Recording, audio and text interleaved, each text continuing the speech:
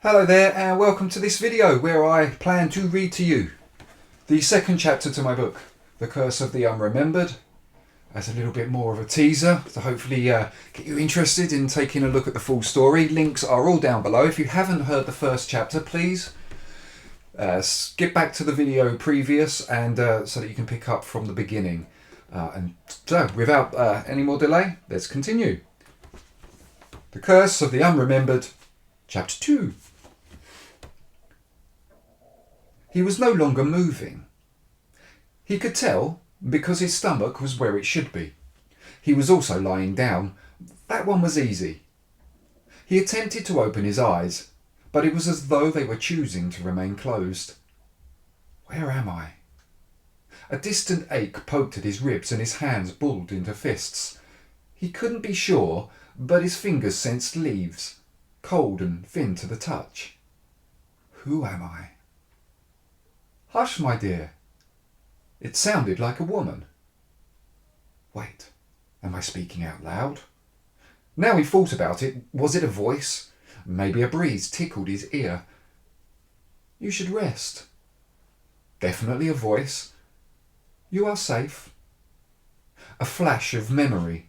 The creatures, armies of them, surrounding him, the protruding needle. Upright, his joints as immovable as granite, he gave in to the tears. The woman's voice again, humming some long-forgotten tune. The sound massaged his temples with warm hands. Sweet, heavy perfume peppered his nostrils and his face collapsed into a droopy smile. His eyelids relaxed. A delicate light teased him, gentle and inviting. He could manage to open them a little more. Trees. He knew what they were. They surrounded him, living branches woven around one another, forming the walls of a small cabin. The boughs reached toward the sky, joining in a natural thatch above his head.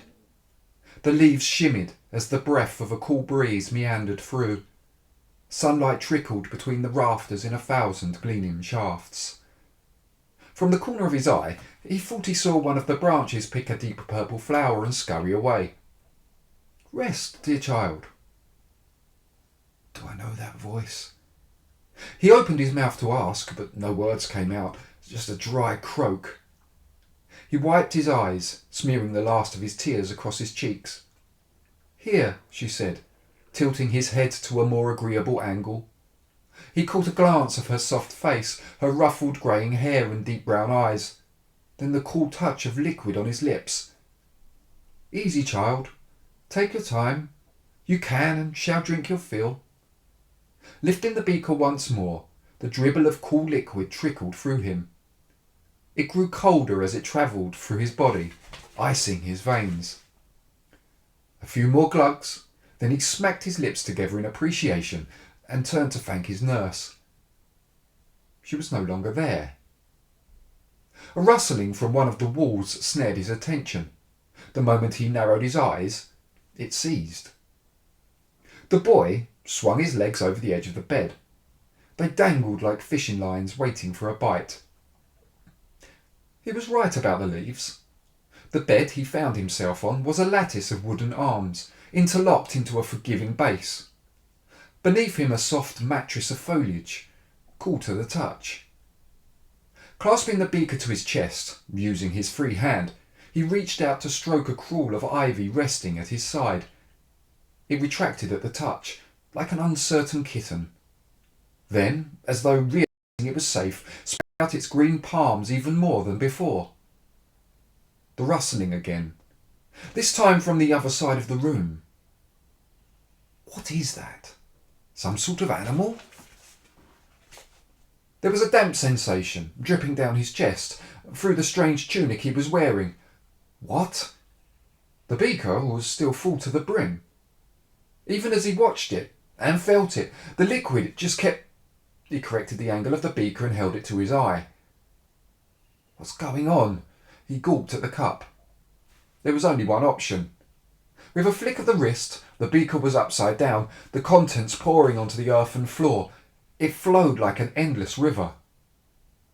All right, don't waste it, A small yet insistent voice called from the wall to his left. The boy squealed. He didn't know he could hit that note. His knees spasmed, and he leapt from the bed, landing on the damp moss of the cabin floor. The strange beaker rolled, out of sight, beyond the foot of the bed. "Who's there?" He tried to shout with force, but his voice wouldn't back him up. "Come out! Come out now!" There was another rustle, this time from the end of the bed where the beaker landed. Then whispering, the words inaudible, the tone irritated. "I hear you," the boy shouted. Eyes wide, his heart drumming, the boy pigeon-stepped towards the muttering. "What the—" Craning his neck, now with a perfect view, he backstepped. "Sorry I snapped," came the voice. "If you'd pardon the joke." The words were coming from a small sapling, standing no higher than the boy's knees. In one of its few, scrawny branches, it clutched the beaker, individual twigs acting as fingers. "I see you're feeling better." The boy went to speak, but instead shrugged. He was busy trying to find the face, if it had one. "I'll put this back." The sapling held the beaker up and scampered, several roots acting as feet, to a spot by the wall. A wooden limb reached out and allowed the beaker to rest upon it. There! The tiny tree clapped two branches together. There is a face. There really is. "I assume you still don't have any memory of who you are?" asked the tree. The boy shook his head and took a few steps back. An incredible oddity. The roots twitched, and the little tree seemed to glide toward him. It outstretched a fragile branch. "I'm Tinglenook." The boy was grinding his teeth. Tinglenook lowered his branch and softened his voice.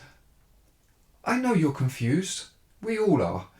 I promise I am a friend. I'm here to help you in any way I can." "I don't understand. What's happening?" He trusted a single step closer to Tinglenook. "I can't remember who I am." He could see the face now, protruding from a tiny knot about 3/4 of the way up the dark green bark. Intricate features framed by a mane of spiky twigs. 3 petite leaves, a delicate light green, were sprouting from the very tips. "I just remember—" His head began to spin. He clasped the branch as it appeared by his side. "Those things, those creatures—" "Grotesques," stated Tinglenook. "Grotesques?" "It's a long story. Suffice to say, they are terrible things." "Why were they after me?" "Couldn't say." The knee-high tree was now standing beside a small table in the corner of the room. Like the bed, it had no legs, instead the illusion of weightlessness. "Are you hungry?" Tinglenook asked. As the boy internally assessed, berries of every size and colour burst forth in great clusters on the table. Saliva frothed his tongue. "Please, help yourself." The 3 leaves on the sapling's crown fluttered as it nodded toward the table. "Greatest berries in Avalonia." "Avalonia? You really don't know where you are, do you?" The boy shook his head. "I wish I could be of more help." It was a struggle to see the subtleties in the tree's face. The discomfort in a strange creature's voice, however, obvious. "Maybe Our Lady—" "The woman who helped me," interrupted the boy. He focused back on the bed. It was no longer there, of course. Where it once floated, 2 wooden thrones with angular seats. The boy rubbed his eyes. "Who is she?" "She is Our Lady, the essence of the land, the life force of this forest. She is the wind, the light, the rain." The words weaved into a comforting blanket of sound, like the woman's voice as she sang to him. They meant nothing. "Can I see her?" "I am right here." A young woman was sitting on the right-hand throne, her smile kind and beaming. "You're not the lady who helped me." Her grin widened. A rush of twigs and leaves brushed the boy's legs as Tinglenook came to a halt beside the girl. "You see someone different?" she asked gently. Yes, you don't look like the lady I saw. Maybe he was remembering wrong. Perhaps it was a dream. The eyes seemed similar. Please. She made a gesture toward the throne at her side. Sit. Automatically the boy sat down. It was the perfect height for his legs. You seem familiar, he said softly, studying her face. Like I know you. Of course, she said, offering no further explanation. Who are you? I feel Tinglenuk did a fair job of explaining for now. The sapling was standing a little taller and smiling proudly. If it was within my power, spoke the girl, staring deep into his eyes, I would answer every question you have. I swear to you, if I could, I would. However, the truth is, you are an enigma. Reaching over, she stroked the side of his head. You are a piece in a puzzle we are putting together. Because of that, guesses or theories threaten to do more damage than good. The boy feigned a polite smile. Maybe the first thing we should do, she said to him, is give you a suitable name. A name? Asked the boy. Yes, until we know your true title. The girl sighed and placed both hands on her knees. We cannot keep referring to you as boy. Oh, I have one, sprang Tinglenuk's excited voice. How about Ningletuk? The girl giggled. Maybe we should think on it. Considered Tinglenuk. Oh, what about Nook Tingle? This time the boy also laughed. It felt new. Relief flowed through him as he realised he was no longer in pain. I've got it, chuckled Tinglenuk, but before he could finish, the girl made a gesture with her hand and he fell into silence. He is returned. Her voice was serious, but not concerned. She smiled, and he noticed a tiny scar just above her upper lip. Asatru is returned. Asatru? He who saved you when all hope felt lost. The boy shook his head. I don't know who you're talking about. His mind-eye flared. Incredible white antlers, the gigantic muscular frame, the mighty head of the great white stag. Asatru, he murmured. Now on her feet, the girl motioned toward the door frame. It definitely wasn't there before. You must talk with him. Will I see you again? He didn't want to stop feeling safe.